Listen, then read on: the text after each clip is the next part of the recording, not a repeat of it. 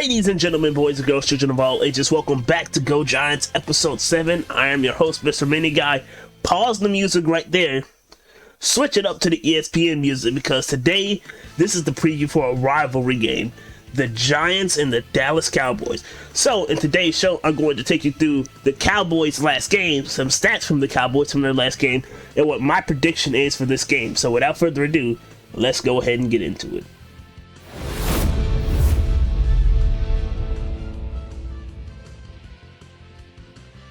Looking at the last game for the Cowboys against the Cleveland Browns, they lose 38-49. That may seem like a pretty close game, but if you look at quarter 3 and you add up, they were actually down 41-14, losing by 27 whole points. Yes, they did score 24 points in the fourth quarter, but those were mostly just pity points as the Browns had no reason to play defense real ass. It was too late for them to catch up and get back in the football game. The Cowboys drop to 1-3 and the Browns go up to 3-1, leading the Cowboys to go third in the NFC East. Looking at the standings for the NFC East, the Philadelphia Eagles stay in first place with a 1-1 record as they will travel to Pittsburgh to play against the Steelers.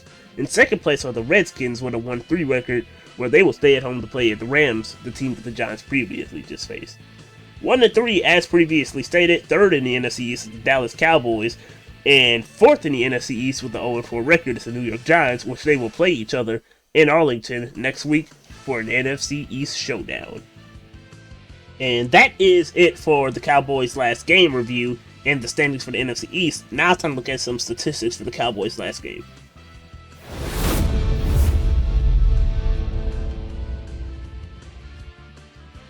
The first player we'll be looking at today is Dak Prescott. Looking at his statistics against the Browns last week, he completes 41 passes out of 58 attempts with a percentage of 70.7, passing for over a whopping 500 yards in the game, passing for 4 touchdowns, throwing 1 interception with a quarterback rating of 112.9, taking 3 sacks in the game. This was a phenomenal, absolutely phenomenal game by Dak Prescott. Don't get me wrong, but those points don't mean absolutely nothing. Those points that Dak Prescott got from those passing touchdowns happened in the fourth quarter. And at that point, the game didn't even matter because, like I said, beginning of the fourth quarter, the Cowboys were losing by 27 points. The Browns really didn't have a reason to play for real anymore. Phenomenal game by Dak Prescott, but 100% completely meaningless. Looking at Amari Cooper's stats, he also has an amazing game with 12 receptions for a total of 134 yards, 11.2 on average, and scores 1 touchdown. Amazing game by Amari Cooper. Doesn't matter though.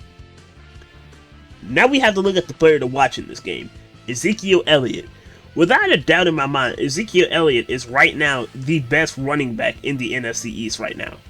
I would say Saquon Barkley, but there's not much you can do when you're injured. Looking at Ezekiel Elliott's stats, he rushes for 54 yards out of 12 carries with an average of 4.5. In the receiving game, he catches 8 receptions for 71 yards with an average of 8.9. As I've said with Dak Prescott, as I said with Amari Cooper, these stats don't matter.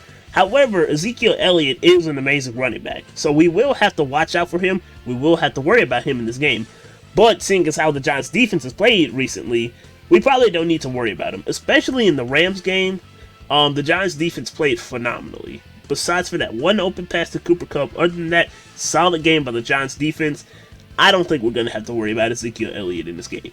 I really don't. I think that Ezekiel Elliott will get stuck at the line. He won't be able to do anything. And, Giants defense is just going to stop him.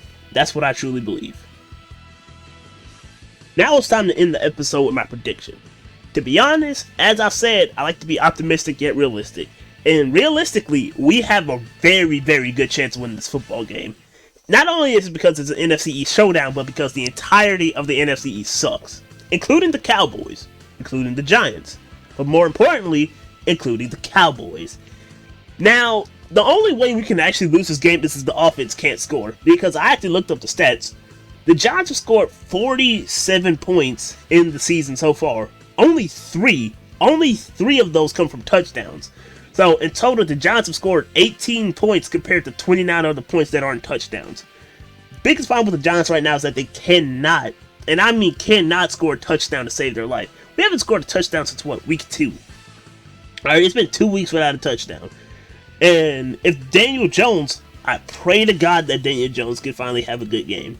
Because, first of all, Giants fans are already impatient. They're already calling for his job. They're already saying tank for Trevor. Hopefully they'll be able to stop if Daniel Jones has a good game, which I truly do believe. Because I know I didn't mention this in this episode, but the Cowboys have a horrible defense. Cowboys have the worst defense in this division. After that, it's the Eagles. But yeah, the Cowboys don't have a good defense. So this should be pretty easy for Daniel Jones to actually make something happen. So what's my prediction? Based on everything that I have the Giants winning 24-14. I hope you enjoyed this episode, and as always, go Giants!